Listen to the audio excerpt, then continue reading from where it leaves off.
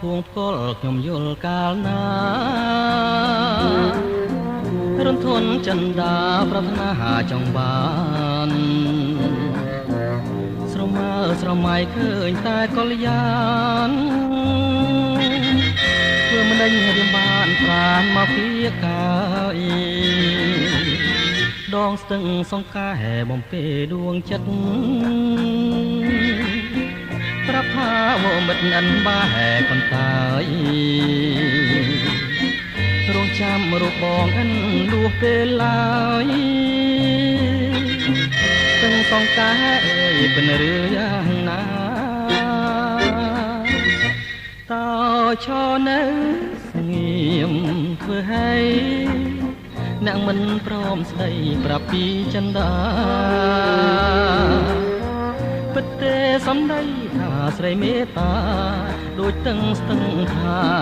ស្នេហារូបខ្ញុំភួងផ្គល់ឲ្យក្លិនហាក់មិនរសាយឲ្យរៀមខលខ្វាយស្ទើរតែស្រែកយំគឺស្នេហ៍ផតចិនក្លិនក្នុងអារម្មណ៍នឹងហើយហៅខ្ញុំមិនលួគេឡើយ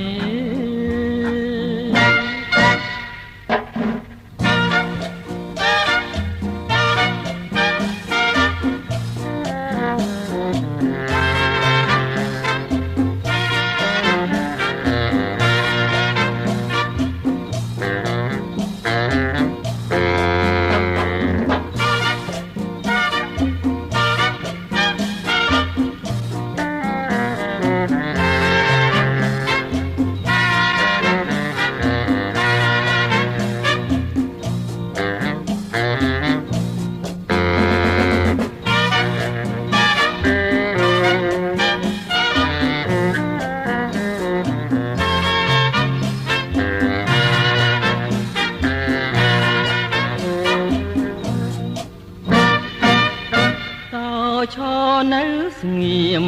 ធ្វើឲ្យអ្នកមិនព្រមស្ដីប្រាប់ពីចិន្តាពិតទេសំដីថាស្រីមេត្តាដូចទឹងស្ទឹងថាស្នេហារូបខ្ញុំភួងផ្គល់ឲ្យក្លិនហាក់មិនរសាយឲ្យរៀមខលខ្វាយស្ទើរតែស្រែកយំគឺស្នេហ៍ថតចិនផ្ដឹងក្នុងអារម្មណ៍ដល់ហើយហៅខ្ញុំអិនរស់ពេលឡើយ